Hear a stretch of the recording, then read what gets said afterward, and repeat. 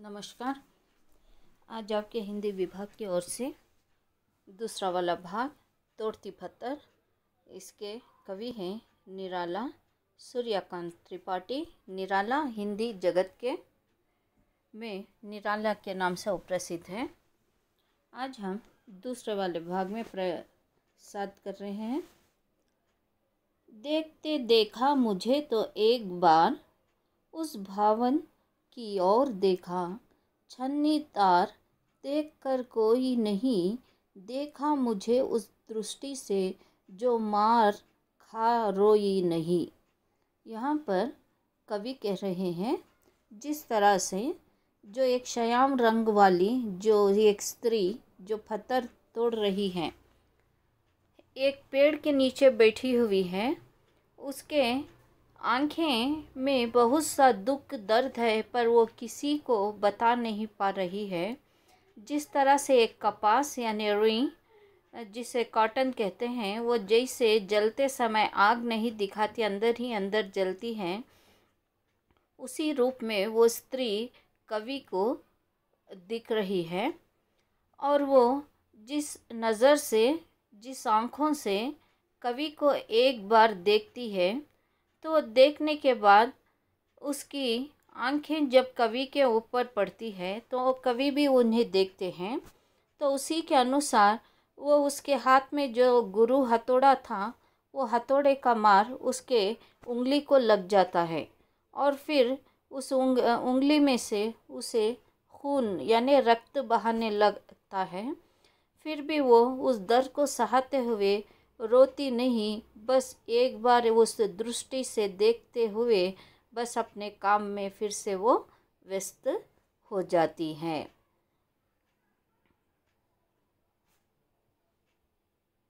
सजा सहज सितार सुनी मैंने वो नहीं जो थी सुनी झनकार, एक क्षण के बाद वो कांपी सुधार। धुलक माथे से गिरा शिकार, लीन होते कर्म में फिर ज्यों कहा मैं तोड़ती पत्थर। अब यहाँ पर वो स्त्री कह रही है जिस तरह से सजा सहज सितार, तो उसके लिए जो आवाज़ है वो पत्थरों की आवाज़ उसको सितार की तरह एक धुन की तरह है, पर सुने मैंने वह नहीं जो थी सुनी झनकार। तो यहाँ पर कवि कहते हैं वो उसके काम में जो व्यस्त है, वो मगन है, बस जैसे एक कलाकार को अपनी कला के ऊपर जितना प्रेम होता है वैसे ही वो नारी पत्थर फोड़ने में अपने आप को उस में खो गई है। और जब थोड़े क्षण के बाद उसके हाथों से जो खून निकल रहा था, जो उंगली पर उसके हथौड़े से ही मार पड़कर अब वो कांपने लगी है। तो एक क्षण के बाद यानी एक मिनट के बाद, कुछ समय के बाद वो कांपने लगी। तो धुलक माथे से गिरा शिकार, शिकार का अर्थ है पसीना, स्वेट। तो वो जैसे वो कांपने लगी तो उसके माथे से यानी फोरहेड से तो वो पसीना गिरने लगा। तो लीन होते कर्म में फिर ज्यों कहा मैं तोड़ती पत्थर। तो फिर वो अपने आप को संभालते हुए थोड़ा समय के बाद फिर से वो कहने लगी कि मेरा कार्य ही पत्थर तोड़ना है, तो मैं तोड़ती पत्थर। ये कविता आपके लिए समाप्त हुई। ये कविता में एक कवि और एक नारी के आधार पर प्रस्तुत किया गया है। कवि सूर्यकांत त्रिपाठी एक नारी को देखते हैं, जो एक नारी स्त्री जो श्याम रंग की यानी सौले रंग की, जो एक पेड़ के नीचे तो बैठी हुई है, छायादार नहीं है, और फिर वो जो काम में व्यस्त है, चारों तरफ इतने बड़ी बड़ी घरें हैं, यानी जो बड़े बड़े अट्टालिकाएं यानी बड़े बड़े घर बंगले वो सारे हैं, पर उसके लिए कोई दया करने वाला एक भी व्यक्ति नहीं है।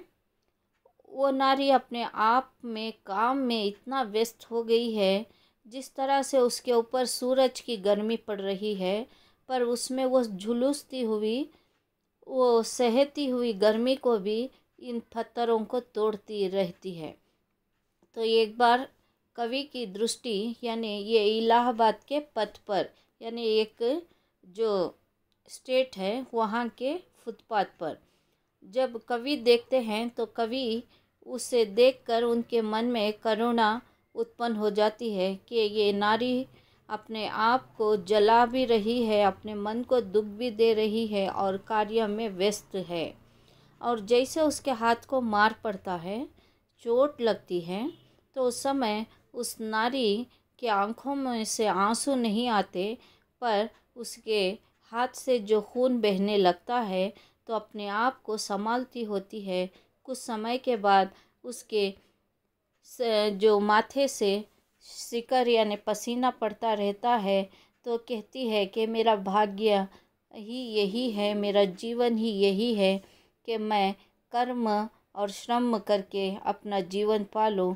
मैं तोड़ती ही पत्थर, यानी मैं तोड़ती पत्थर। ये कविता आपके लिए समाप्त होती है। इसी के अनुसार आपको नोट्स भी मिल जाएगी। आप सभी को लिख कर पढ़कर इसका प्रयास करें। शुभ हो। धन्यवाद।